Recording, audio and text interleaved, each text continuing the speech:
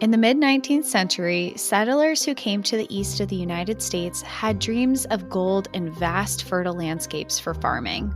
With the hopes and promise of a new world, over 250,000 people made the arduous journey over 2,000 miles through some of the harshest landscapes the United States has to offer. What has gone down in history as one of the largest migrations of people has been romanticized as an adventure with pioneers and cowboys in the West. But the conditions of these treks were grueling. They were unsanitary, filled with disease, death, and sometimes starvation. This was also a time filled with battles and wars. While pioneers made a way for a new world, they massacred and destroyed the indigenous life that thrived there first. While this journey is mostly spoken of as a trek people made on their own accord, that wasn't the case for everyone. Many people were forced to walk thousands of miles across the country, and Biddy Mason was one of those people. Welcome to National Park After Dark.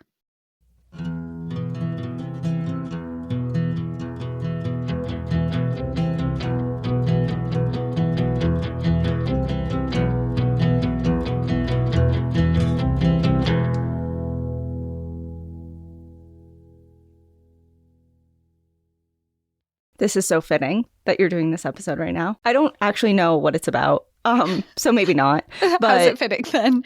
Because I just finished 1883, the series. Oh, for the prequel of Yellowstone. Yeah, and I just started 1923 last night, and I know I'm so behind, like the show is years old. I get that, but I just finished it a couple days ago, and it's all about trekking across the United States, and it was more of like the Oregon Trail centered. Okay. Because I know you haven't seen it, but no, I haven't.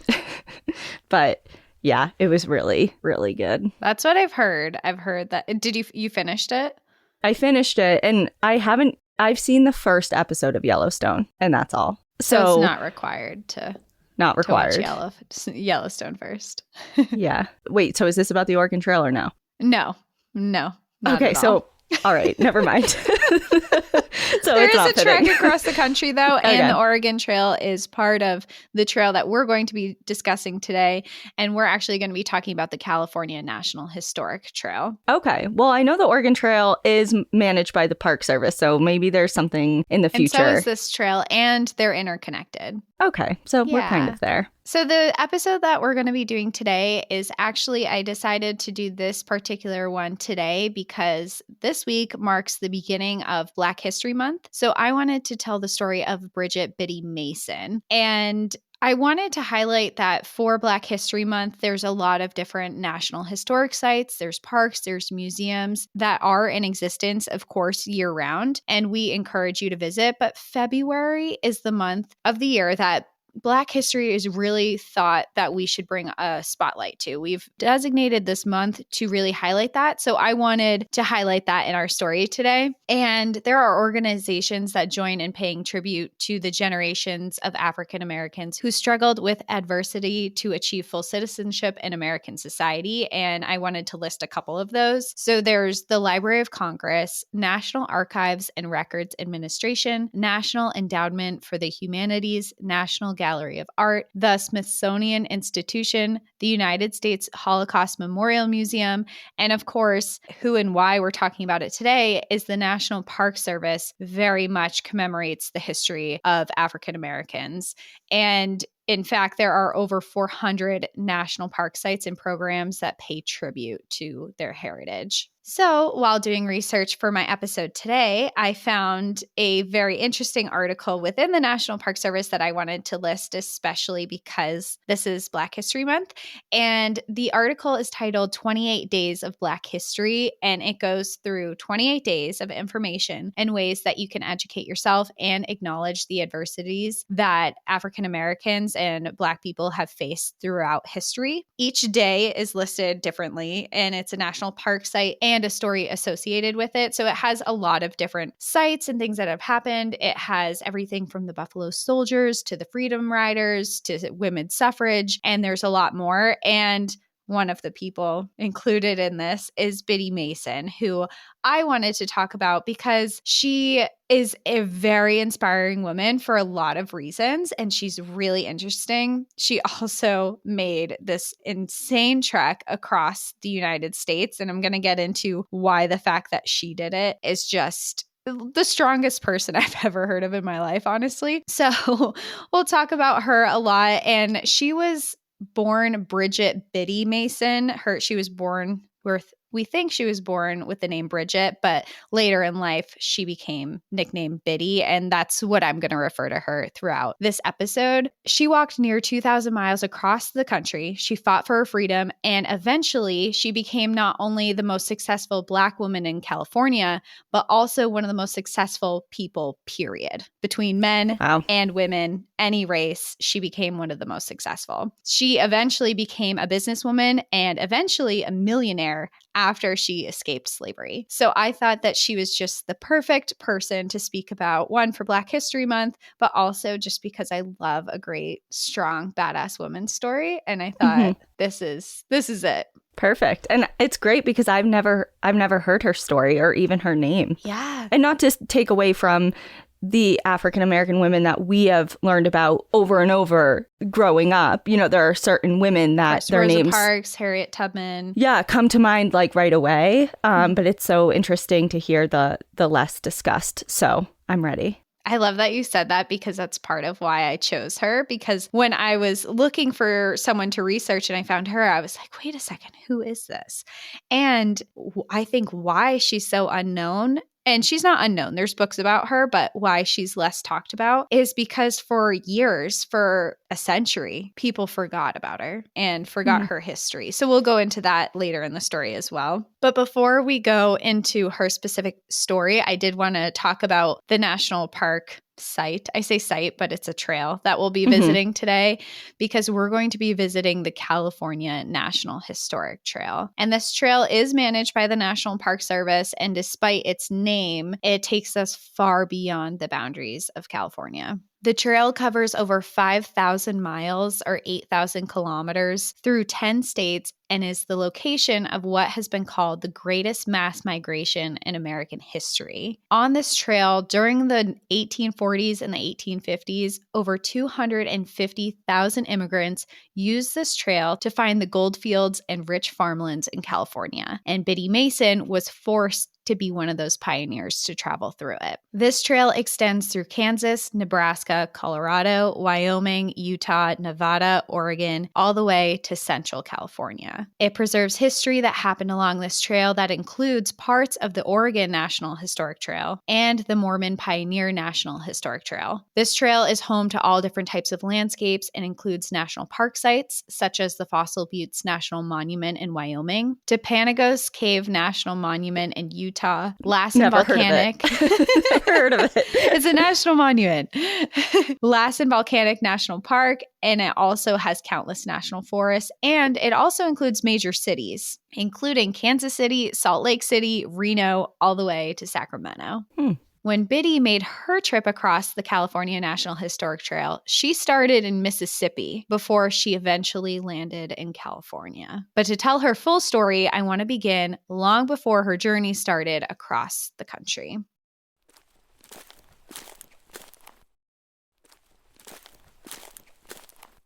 Biddy was born in the deep south of Hancock, Mississippi on August 15, 1818. This time was during a major growth in the south of slavery. Mississippi, in particularly, would later have some of the largest cotton plantations in the country and would produce more than any other state, all under slave labor, which also made them one of the highest populations of enslaved people in the state. The population within Mississippi grew exponentially from 1800 to 1860, going from 5,179 white people to 345,000 of them by 1860. With that amount of white people, the amount of enslaved African Americans also grew. It went from 3,500 to 436,631 people. When Biddy was born in 1818, she was born to an enslaved mother who named her Bridget. Common at this time, though, because she was considered a slave, She had no last name. Eventually, like I said before, she would be nicknamed Biddy, and she would eventually get a last name as well. Because Biddy's mother was enslaved, as it was a practice back then, Biddy was born enslaved as well. So straight from birth, she was considered property. And also a common practice during this time, and it was partially one to dehumanize and isolate Black women, was that their white enslavers would actually sell their babies to other families. Or I say families, but farmers, to be enslaved with them. They would often separate African American families, separating husbands and wives and their children. And this was all in attempts to isolate them, to make them have nowhere to go, to have them have no resources or support. And this was all in conjunction with that they wanted to keep these people who they thought to be ignorant. They didn't want them to have any support systems. They also refused to teach them how to read or to write, believing Well, they didn't want them, to have any sort of power, and they needed them to be so reliant on them as the enslaver. It's a power move for sure. Yeah. And that's exactly it, is that they wanted them to have no other options and no reason to flee. And they thought that this would keep them from revolting against them. This was their only option. They housed them, they fed them, they had no way of getting education. That was the only way to survive in the world. It was totally a play to keep them there for life. Because of this, Biddy as an infant was taken from her mother and sold to slaveholders in Georgia. Biddy would never remember or know who her mother was for the rest of her life. Records detailing her life as a child are pretty unclear, but it's possible that she was sold to multiple families as an infant and as a child. For most of her time as a child, however, she spent it working on a plantation for a man named John Smithson, where she was shipped to Mississippi. So she went from Georgia, now she somehow landed in Mississippi. And as a kid, she was taken care of by older women who were also enslaved on the plantation, but that was only until she was 6 years old, because at 6 years old, she was forced to start working. Now, in this time, girls were taught different skills. They were mostly taught to be servants within the house. They were taught to sew. They were taught how to shoe a horse, shear wool from sheep, and along with plantation work as well. Occasionally, others were taught other skills that were considered to be special. And Biddy, as a child and growing up, she was very well behaved, and she was considered to cause no issues to her enslavers. So as she grew up, they offered her the opportunity to teach her a special skill. And that was, they taught her how to be a midwife. So starting off as a child, she would actually sit in with other midwives and observe how they help deliver and birth babies. And they were teaching her everything that they knew.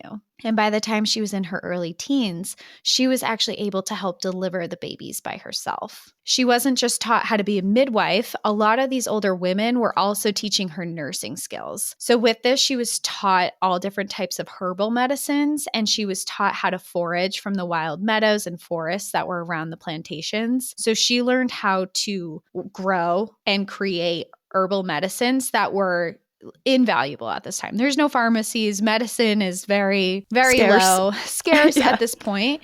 But she learned a lot. She would make soothing teas. She made cough syrup, salves, lotions, and she even was taught to make wraps to treat injuries and illnesses. With all of this, though, she was still never taught how to read or how to write. Each recipe and instruction that she was taught to make these herbal medicines were completely from memory, from the person who taught her down to her. It was just from word of mouth for hundreds of years. As Biddy grew up, she heard stories of free states in the North where she would not have to live as an enslaved person. She even heard stories of people escaping to freedom, but more so, she saw the punishments for people who tried to escape. Flyers would be strewn around town offering rewards, and advertisements would be posted in the newspapers. One example of a real newspaper article I found from the book Biddy Mason, A Place of Her Own by Camille Gavin, which is actually the book that I used a lot for my resources in this. She posted a real advertisement for someone who had escaped, and it said $100 reward.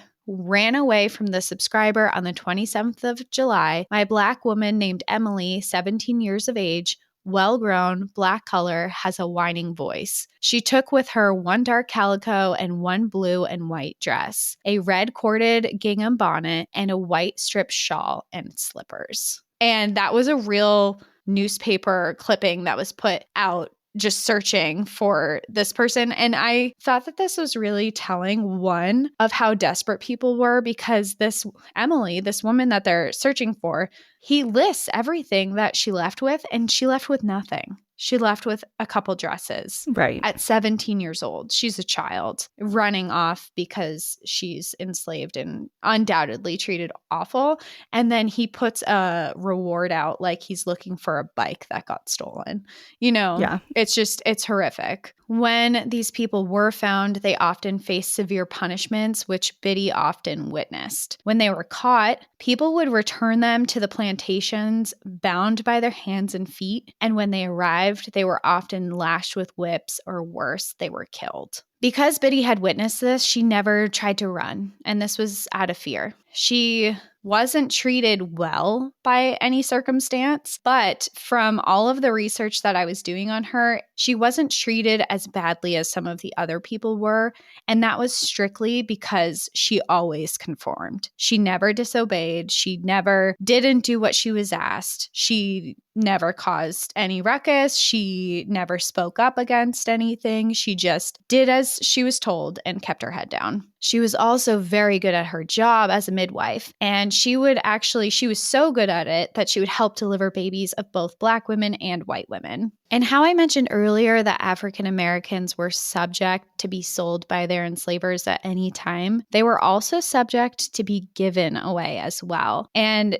to give away an enslaved person was often considered a gift to someone else. And that's exactly what happened to Biddy. The man who was enslaving Biddy had a cousin named Rebecca who was getting married to a man named Robert Smith. And he thought that as a gift, he would give the newlyweds 4 of the people he was enslaving, including Biddy and a younger girl named Hannah, who Biddy actually believed but didn't have any proof of. She thought might be her half-sister. At the time, Hannah was 15 years old and Biddy it seems like she was around 17 or 18 at the time. And with this, she was sent away again, this time to Louisiana, not too far from New Orleans. She stayed there for the next 12 years, working as a midwife for neighbors and for Rebecca. Rebecca gave birth to 6 children, all of whom Biddy delivered, and Biddy was well known and respected for her abilities as a midwife, and Robert would actually often send her to their neighbors' homes to work as midwives as well, kind of like a present, like, hey, I have this great midwife here who can take care of you and your child. And people there often described her saying that her heart was as tender as her hands.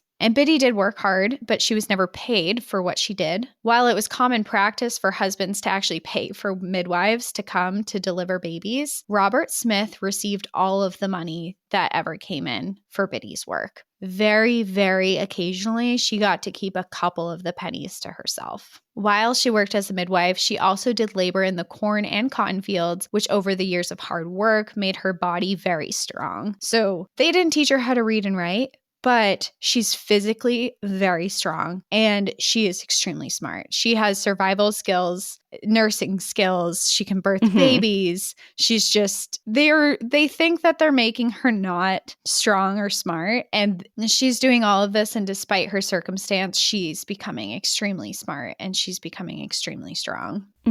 However, even though I said that she was treated better than some other people and she wasn't necessarily punished, she was the subject of severe abuse. And that was that she was forced to carry some of Robert Smith's children. So at some point, and I kind of thought this was disappointing in the books that I read, but none of the books that I read said that she was raped, but she insinuated it. No, they just said that she gave birth to his children. And The only way that that would have happened would be because she was raped by him. And I just thought that that was an oversight in the books that I read, and they were written a long time ago, and maybe people didn't want to bring it up because it's hard. But I think that that's really downplaying what she went through. Right. And none of the sources confirmed 100% that the children were his, but every resource I read said that the children were most likely his. Okay.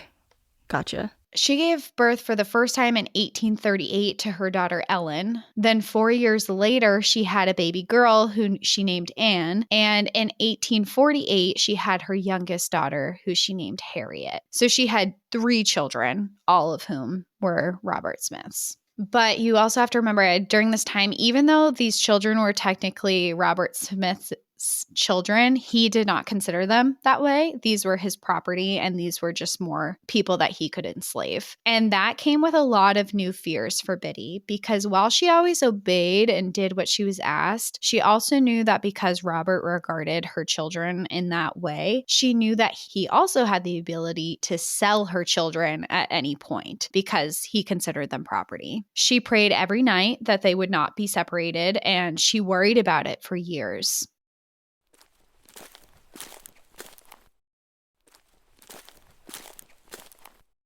In the early months of 1848, shortly before Harriet was born, a group of Mormon missionaries traveled to Mississippi with a goal to convert white people in the South. They came with a promise of new settlements in the West where farming would prosper and a better way of living could be had out West. And Robert and Rebecca's farm were struggling at the time, and they had heard and gotten in contact with these missionaries who were kind of going all over the South trying to recruit Mormons up. And this was under the leadership of Brigham Young, who is very famous in the Mormon community. And he convinced them to want to move west. And just to do a very small synopsis of Brigham Young was the president of the Church of the Jesus Christ of Latter-day Saints, who led his followers to Utah, where he founded Salt Lake City. He is well known in history to have had at least 56 wives, 57 children. He formalized banning Black men from attending priesthood, and he led the church in the Utah War, which was an armed confrontation between Mormon settlers and the U.S. government. So all in all, not a great reputation. But when his followers came to Robert and Rebecca, they were excited about these new opportunities, and they planned to leave their home in Louisiana and move west. And partially that was because their farm wasn't doing that great. They weren't making that much money, and they weren't as successful as they had hoped. So in order to move west, they decided that they needed to raise some money. They needed to buy wagons, they needed to buy supplies, and they needed to prepare. And to do this, he had to sell his plantation and some of his enslaved people. Oh, uh-oh. Luckily, though, he did not separate Biddy and her 3 daughters. Oh, okay.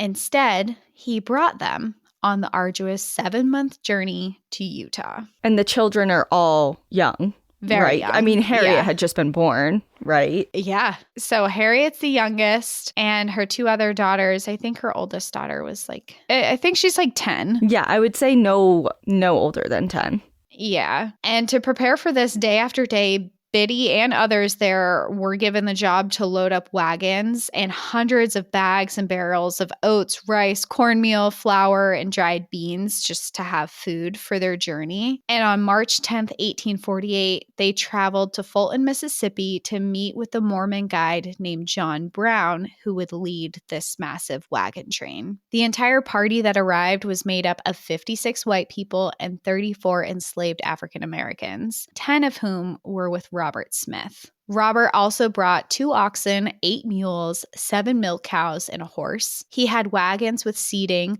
while the farm animals pulled, but Biddy was not privy to that. Biddy had just given birth to Harriet a few weeks prior, and she was breastfeeding. Nevertheless, her job was at the tail end of the wagon train, where she was forced to walk behind the livestock to keep them from straying. She would receive no breaks or special treatment, and she was to walk at all times that they were traveling and in all weather conditions. Others, mainly white people in the party, would take turns riding in the wagon and walking along the side of it. And this was a difficult journey for everyone involved. I mean, they're walking and riding wagons. They would be traveling for over 2,000 miles to Utah, but Biddy would be walking all of it. Just gave birth, is breastfeeding a newborn, and she's rallying livestock. Yeah, it's wild. It's so crazy. It's insane. Yeah.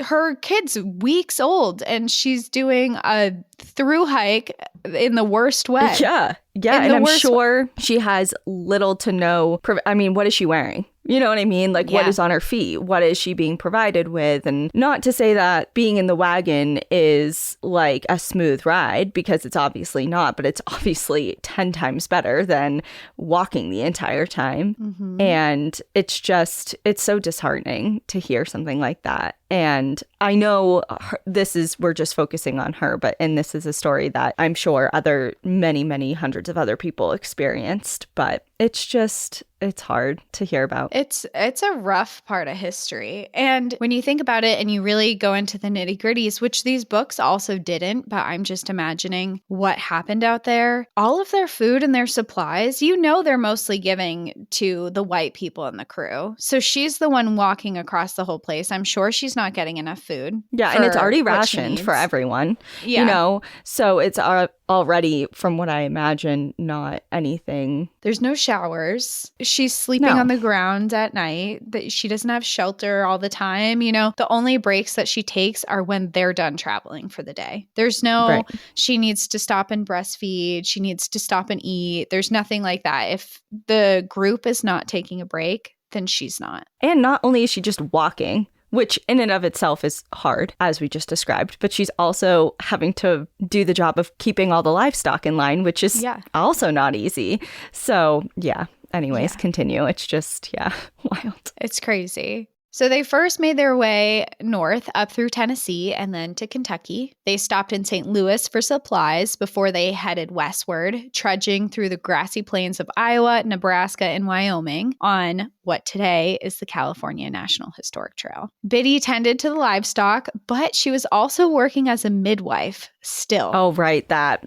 Yeah. Yeah, that too. Add that to her plate. On the trip, 4 babies were born, both from Black and white mothers, and she was forced, and I say forced, and we learn about her more throughout this. She was a very giving person, and she would help anyone. That was just her personality. It was just who she was, is that if she saw someone in need, she would help them. But she just gave birth to a baby. She's breastfeeding herself, and then she's also helping birth these other babies. She's helping new mothers. She's herding livestock. She's walking. And it's also very likely that these Black women who just gave birth were probably forced to walk just like Biddy was right after giving birth. So Biddy had a couple weeks. These other women on the trail are just like, you pop out a kid and you keep walking. Yeah.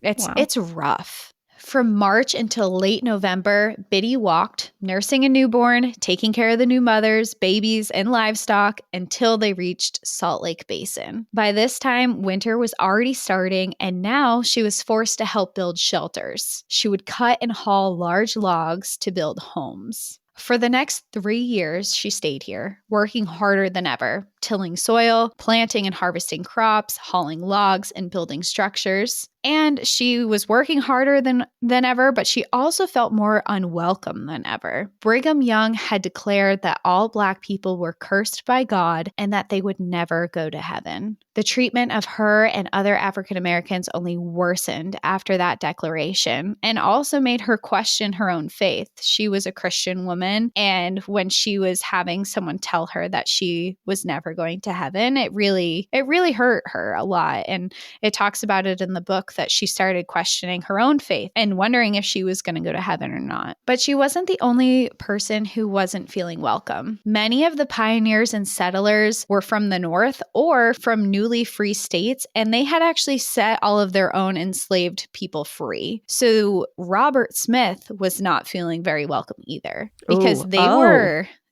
twist here is they were very critical of him bringing enslaved people with him on the trail. And I don't think it was like, we don't believe in slavery. I think that was part of it. I think another part of it was that whole community, especially because Brigham Young had deemed Black people less than and not part of God and heaven and all that. They're like, why are they here? Why did you bring these people with you? So People were heavily criticizing him, and he was not enjoying his time there either. So in 1851, when Brigham Young called for volunteers to form a new town in the state of California, he jumped at the opportunity. Said, get me out of here. I don't like it here. And in April of that same year, he packed up his wife, children, and all of the people that he had as slaves to head off on another walking journey. He was joined by 500 other people, and once again, Biddy was forced to the back of the wagon train to make sure that none of the livestock went astray. She was forced to walk from Utah to California, again on what today is the California National Historic Trail. This walk, however, offered more opportunity for Biddy. This new group of people also contained newly freed people of African descent, people Biddy had never been able to meet before. They also informed her that they were traveling to California because California was also a free state, something which now historians assume that Robert Smith did not know. I would imagine he didn't know that. If he, by the vibe I'm getting here and the information you're providing, I don't see him freeing any of his enslaved peoples. Like, that's not in the plan. So to bring them all to a state that is now free, I think he wasn't anticipating. Because no chance. Yeah, no. He's not giving them up. They're doing all of his work for him. He just sits back and relaxes, so no way. And he didn't know this, but now Biddy's learning this new information, and she's starting to get these hopes that maybe when they get to California, her and her daughters could be free. I would be so nervous. I'd be like, I hope no one tells him. Before we get there. Right, yeah.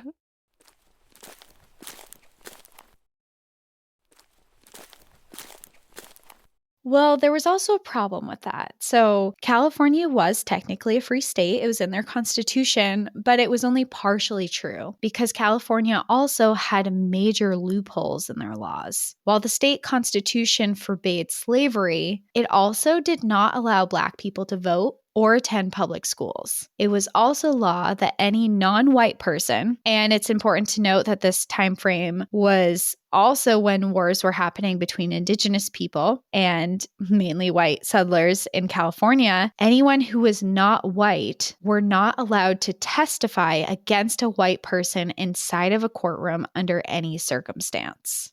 So rigged. It is. And that didn't mean that an enslaved Black person could not seek freedom in California within the court system, but it did require more steps. Black people were allowed to hire a lawyer, and that lawyer could file a petition for their freedom. And then the judge would approve or deny it. They were just not allowed to testify themselves inside of a courtroom. Yeah, I understand there is ways to do that, but okay, let's take Biddy, for example, just as is. Mm-hmm. She has, like you said, she would collect maybe on, if lightning struck, a couple of pennies for her work. So she has no money.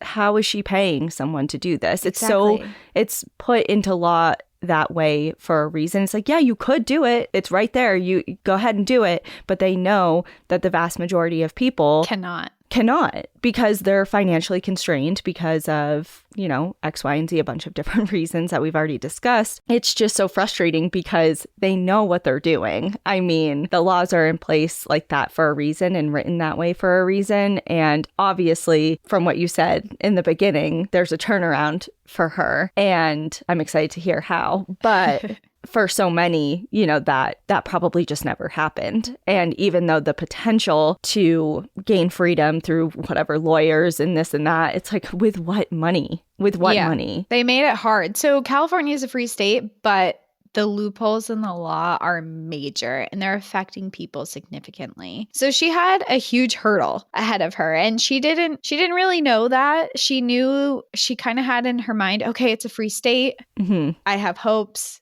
Things are happening. So unknowingly, but very hopeful, she walked over 600 miles through desert landscapes and through mountain passes into the San Bernardino Mountains until they reached their new settlement in San Bernardino, California. And Robert Smith may not have known when he first arrived in California that it was a free state, but it's possible that he learned pretty quickly, because when people asked if he had slaves, he would flat out lie. Oh, so he knew. He found out. Knew. He found out. And he told people that they were not slaves, that they were servants to him. That were true. but they had been together for so long that they were more like a big family at this point.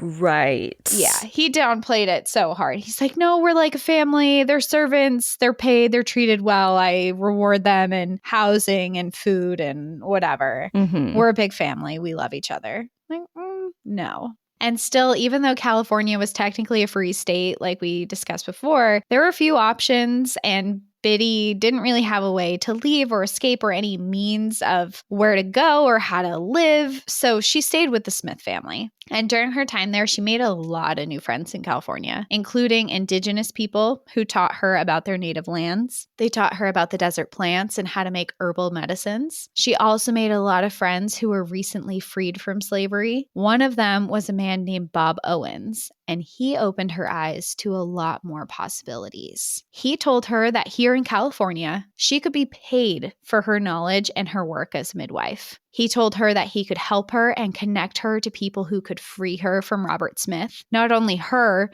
but the other people that she was with, including Hannah and her daughters and the other enslaved people that Robert Smith had brought with them. He also warned her, though, that this could take months or even years to execute the plan. But with that, they started trying to plan the escape. But it did take a very long time. Several years went by. It was now 1855, and Biddy had been planning for years how she would be able to finally leave. And it's possible that Robert Smith maybe had a sense that she was planning to leave, or he just realized that California didn't support the way that he wanted to live, because just after Christmas, he announced that he was moving the family and the enslaved people that he was with back to the South and to Texas, and to prepare to move immediately. And they knew right away what that meant. Texas was not a free state. Texas was not somewhere that they could be safe. And Biddy was terrified. She knew that this was her last chance. She had to move now. But he really wanted to leave immediately. Biddy was able to convince Robert to wait a few more weeks because Hannah, the person who she thought was her half-sister,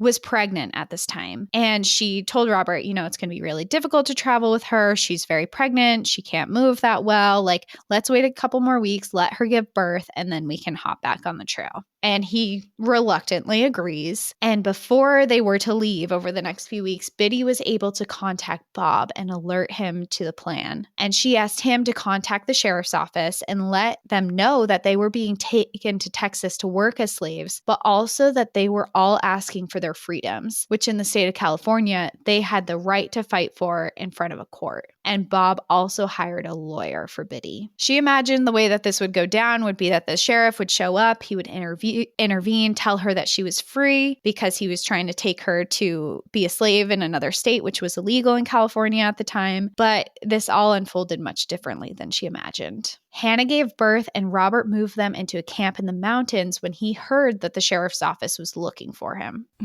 Regardless of this, though, the sheriff did find them and rode into camp carrying a letter ordering him and all of his 14 enslaved people to appear in court. That day, they all climbed into the sheriff's wagon and rode down the mountains into Los Angeles. Because the sheriffs feared that Robert Smith would try to kidnap and escape with the 14 others, he put them all in protective custody, which meant they were all jailed for their safety. Which it was for their safety, but it was also under horrendous conditions. They were sleeping on straw on the ground. They didn't have beds. It was dirty. They didn't have showers. They didn't have proper food. But Robert couldn't take them. And they weren't wrong either that Robert was up to something sneaky, because he had discovered the law that only a lawyer could speak up in court and discovered who Biddy's lawyer was. Oh my God. How does he know? How is he finding this out? It's a small town, Los Angeles at this time was not big. And he went to this lawyer's office and he paid him $100 to not only not show up in court, but to also withdraw from the case. Oh, fuck.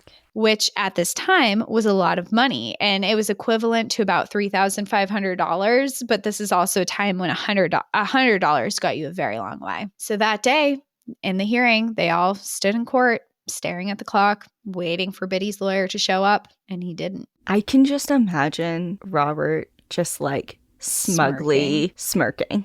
Yeah, like, well, weird. I know how this is going to go. Yeah. It's like, you're all coming home with me.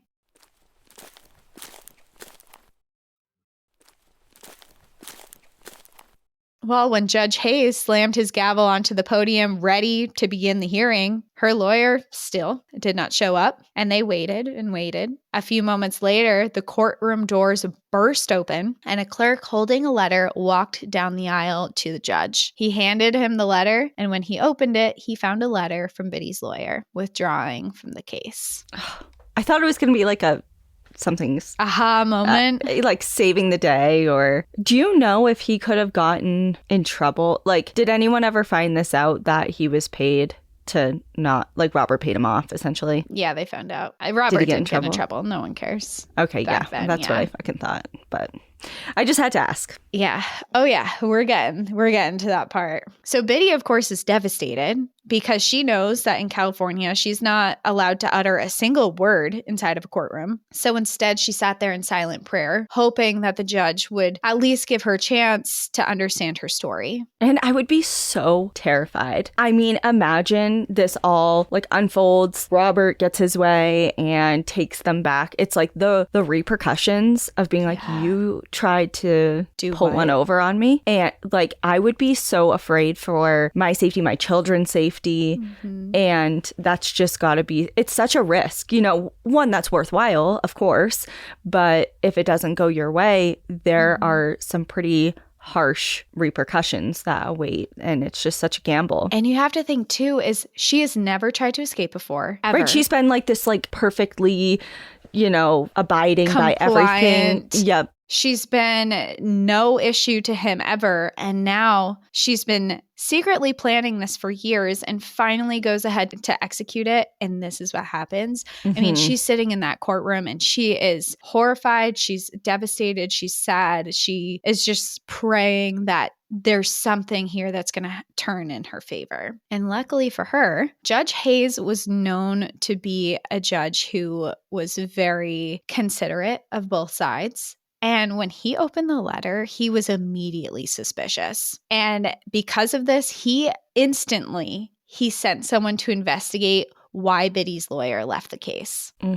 And they all sat in the courtroom and waited for them to come back with a response. So shortly after, he discovered that Robert had bribed him not to come. And of course, this made him very suspicious of his motives. He already knew that they were going back to Texas. He claimed they were his servants, but he knew that Texas was not a free state. And Judge Hayes did something that bended the California law. He didn't break it, but he bended it. Biddy was not legally allowed to speak inside of a courtroom. However, she was allowed to speak to the judge inside of his office. So he called a break to pull Biddy into his office for a conversation. Judge Hayes asked her if she wanted to stay in California and be free, and Biddy said yes and explained that she and the others were afraid to travel to Texas and that they all wanted freedom. After this quick conversation, it sounds like it was probably like a 10 minute conversation. Afterwards, they returned to the courtroom where Judge Hayes read his verdict. He said, "By satisfactory proof to the judge, all of the said persons of color are entitled to their freedom and are free and cannot be held in slavery or involuntary servitude. It is therefore argued that they are entitled to their freedom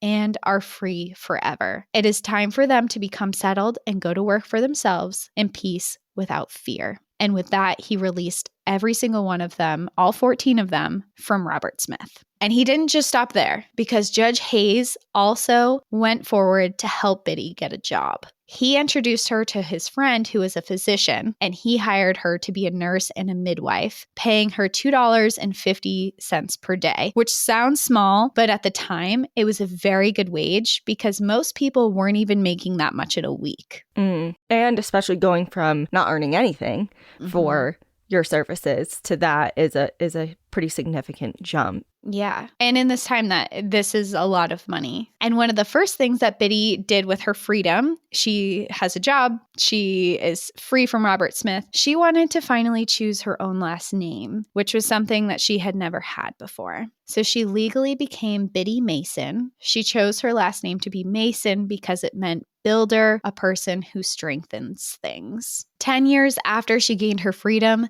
Biddy bought her first piece of property. She bought 2 lots in an area at the time that was considered out in the country and not in Los Angeles. It was Spring Street between 3rd and 4th Streets, which would later become downtown Los Angeles. I was just going to say, is it smack dab in the middle of downtown now? Smack dab. Okay. Yep. She bought it with money she had saved for years, and she bought it for $250. Do you know what it is? Do you know, like, if it's protected now in any way? Oh, yeah. It's actually, we'll get into it. You're jumping ahead. I was like, don't You're even tell me ahead. It's like a Chipotle or something, because I will cry. She's a plaque with her. No, it's exciting. We're in the uprise of this story now. Okay. So for her buying this land for $250, it was not just a huge success given her background and what she had gone through, but very few women in general owned any type of real estate at the time. And Biddy became the very first Black woman in Los Angeles to ever own land. Wow. She used that land and built a 2-story brick building that was used as a warehouse. She then rented it to people who needed it as a warehouse, and she took that money as income. So she created her own income property. And remember, she couldn't read or write, but she was extremely smart, especially when it came to numbers as well. So she used that rent as income, and then she rented a house nearby, and she was also working as a midwife. Multiple streams of income. We all know that's the move. And she adds another one. She uses parts of the land that she bought to build gardens where she made natural remedies to cure her patients. And occasionally she would also sell what she had to those who needed it, because at this time pharmacies didn't exist. So she creates this side gig where she's selling herbal medicines to people as well. At this point, she's doing extremely well financially, and her family was free and thriving. But her work wasn't done. She did everything she could to contribute to the community. She was described once as a woman so tender-hearted and sympathetic that she never failed to endear herself to all with whom she came in contact. And at this time, Los Angeles was not a great place to be. It was extremely dirty. The streets were just packed dirt. There were horses everywhere that littered the streets with their dung, and people bathed in ditches in the street. The LA River flowed through the center of town, and it was very common for huge floods to come through and wipe out the whole area, which left a lot of people homeless. As a way to help, Biddy made a deal with a local market owner that anyone who came into the store hungry and homeless, she would pay for their food, and she did. In 1864, when a smallpox epidemic hit their town, Biddy risked her own life to nurse all of the sick. Some of Biddy's patients repaid her with giving her parcels of land around Los Angeles. Wow. What a gift. A gift that keeps on giving, because this is a time where Los Angeles is starting to grow and boom, and it starts off as this little place, and eventually we all know what Los Angeles looks like today. So she bought these pieces that were considered like nothing, or she was given these pieces that were just parcels of land that were eventually worth a lot of money. And she keeps doing charities and contributing to the community. At this time, Black children were not allowed at public school systems. So in 1872, she opened the first African Methodist Episcopal Church of Los Angeles on land that she owned on Azusa Street in Los Angeles. Using her money, she opened the first school for Black children from that church as well. Biddy had been purchasing or had been given land for years and was becoming very wealthy. And like I mentioned before, a lot of this was because of how quickly Los Angeles was growing. She was buying this land that was out of town, and as the city grew, it merged into the downtown areas of LA. So she was selling her property for 10 times the amount that she paid for it. If she even paid for it at all, right? Because some of them were gifted. Yeah. Some of them were gifted because she saved their lives. And one of the properties that she did not sell was her property on Spring Street and that rental income that she was getting from the warehouse. By the time Biddy was 60, she was an extremely wealthy woman. She continued charities and helping people in the community, and she also continued her work as a midwife, even though she really didn't need to at this point. She was just, she was rich. In her early 70s, her health declined and she had to slow down, but she still allowed patients to travel to her home, where she would still care for them. On January 15th, 1891, Biddy passed away. Her estate was valued at $300,000, which in today's money would make her worth over $10 million. Whoa. Go Biddy. Go Biddy. She had a funeral, and then she was buried in an unmarked grave in the Evergreen Cemetery in the Boyle Heights section of Los Angeles. For almost 100 years after that, her story was forgotten by most, except for family and people that she had directly impacted. Over 100 years later, in 1988, the church she founded decided to pay tribute to her. They added a stained glass portrait of Biddy to one of their windows, and they also held a memorial for her, where over 3,000 people attended, and they finally placed a headstone at her grave. The congregation sang Amazing Grace in her honor. Tom Bradley, the city's first Black mayor, spoke at her service, and he stated that Biddy was an example of courage for Black women and that their young people needed to know about her. 3 years later, a community group named The Power of Place installed a monument in her honor on her property on Spring Street, which is now part of downtown LA. Today, to answer your question before, this area is known as the Biddy Mason Memorial Park, where a wall mural 8 feet high and 81 feet long stands with historic photos, documents, and related images to Biddy's story. It is engraved with a timeline of Biddy's life with illustrations that resemble her, including a midwife's handbag that she was known to have on her person at all times. The history begins at the right northernmost end of the wall with the text, Biddy was born a slave, and progresses in time to the inscription, Los Angeles mourns and reveres Grandma Mason. And that is my story of Biddy Mason. I'm so happy to hear that there's an entire memorial park for her, because I just didn't know if her property got lost to time and sold off and developed and things like that, as a lot of historic properties, unfortunately, have that type of fate. But that's a really cool story, and I'm glad you told it, because it was, I mean, you do love a powerful woman, badass story, and she was certainly that. So that's cool. No one ever tell me that women are the weaker sex. She walked 2,000 miles with a baby on her arm breastfeeding. So yeah, I know, yeah.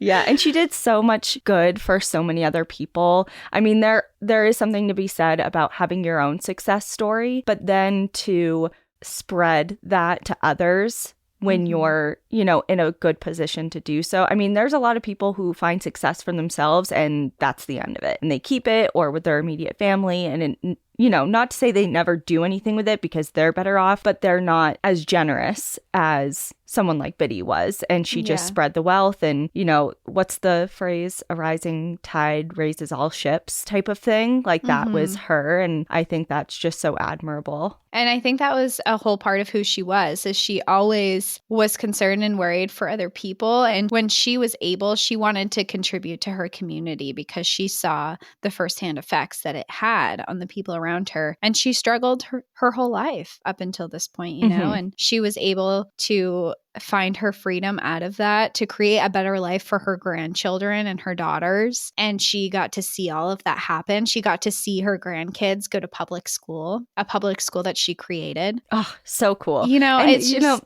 amazing. I would love to be a fly on the wall in that courthouse. When Robert Smith's face just dropped. It was like, wait, what? Plan backfired. And then just be like, okay, bye. Like, see ya. We're free. See you later. Yeah. Like, okay, bye.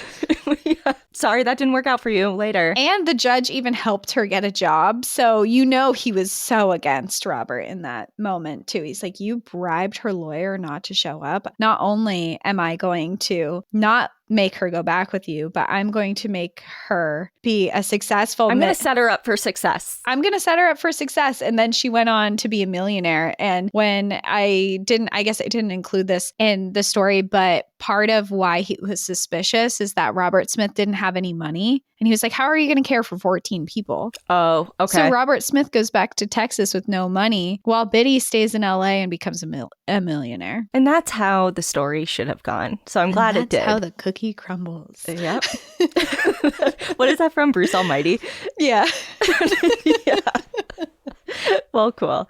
Ah, nice kickoff to Black History Month. Thank you for sharing. Yeah. And I wanted it's a tough story. I mean, a lot of it is horrible and very sad, but I wanted a story with an uplifting ending and a badass woman role. And it's just a story that I think everyone should know. I feel like I'm a better person knowing her story. And now I hope everyone else feels that way too. Well, thank you for sharing. Everyone, thank you for listening. And we hope you enjoy the view. But watch your back. Bye, everyone. Bye.